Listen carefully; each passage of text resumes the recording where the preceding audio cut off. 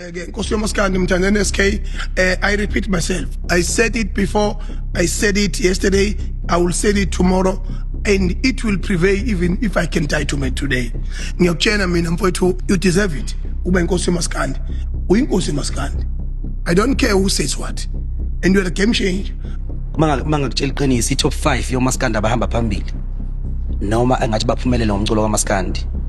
Uyathinteka umgqumeni ukuthi kanjani? Songayihlaziyela wena ukuthi uthinteka kanjani.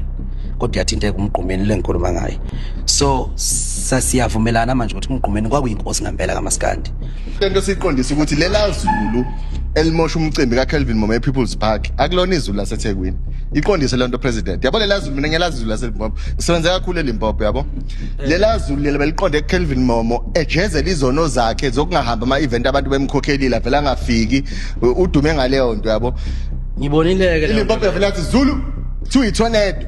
Inkosi kaMaskandi hayi lelo mfowethu asilishonisi lelo inkosi kaMaskandi uMaskandi wakho usexy uyadlala endaweni eningi hayi kumele sithi Maskandi uyabona manje uMaskandi wakhe manje yena as a person bana nomuntu uphuma ejele nomuntu uzothi uMaskandi usexy hayi ngiyayifuna ibhinqa commission hey mina ibhinqa commission manje ngoba ngizophatha nje mina ngiqala ilonje ibhinqa commission so ngibabonile bashonaphi la hoye maye uGovozi lungene kanjani? ngiyakutshela akudlalwa la masuqala lo bhinqa commission oyishoyo usitshela ukuthi uGovozi lungene kanjani emsakazweni njengoba nidlala uGovozi le umngane kaThabo Bester lo kodwa is far different.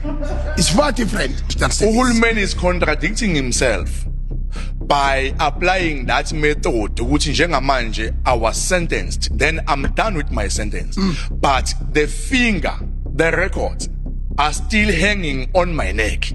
That's wrong. Uhulumeni kumele aqala ashintshe umqondo ukuthi isikole mina ngisiqedele ejele.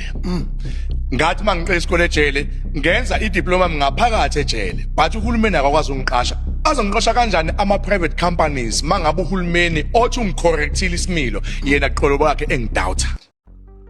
Uthi nanazo ngizwe omacingwana ukuthi bayodlala izingane ezincane kanje oMthandeni madoda. Hayi ziyakhala. Yabona ucash send uyasebenza bafana entimeni. Uyasebenza bawubhadala futhi izinto zakho zizokhambela kahle. Le podcast kwathiwa izokhulisa uMaskandi, kwathiwa kulethwa into entsha kukhuluma ngezinto zesintu, injula nokujula kwesintu, phela isipedi, isiZulu, isiXhosa, isiTsonga, Tshivenda, etc.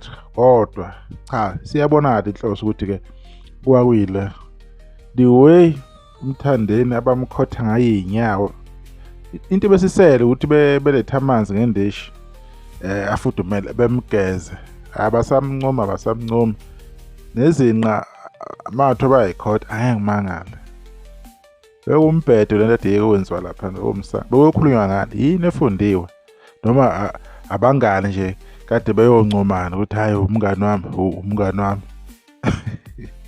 ayikho lento into enongizwe nje umsangano kumele uyibuke half into enongizwe ngoba kusasa angeke ayenze lencanti uzoyenza ayikho into ethi ungizwe umelo Maskandi ungizwe umele yena umele ama interest wakhe umele ama interest kaMthandeni umele ama interest asemdletsheni umele ukuba i-cheerleader kaMthandeni ashela uMthandeni izandla kulo yonke into ayiyona lento ukuthi inkosi amabhenqa uyini akasiyo akayilutho uma uthi wena uphethe abantu ukuthatha iside kangakusho akusayona into okumele uyenze leyo yinto okumele ungasabonakala kuyo kuyahlekisa amadoda amangaka nezintshebe kaze amakhosikazi athini nikhotha umfana eyinqeni kangaka sekusethi nimkhotha isihlama manje niyabona kodwa xolise nge-strong language kodwa yilokho okuseni nizomkhotha isihlama nibaningi nawe nobaba ugadla nabawazi bafuna neva komfana omncane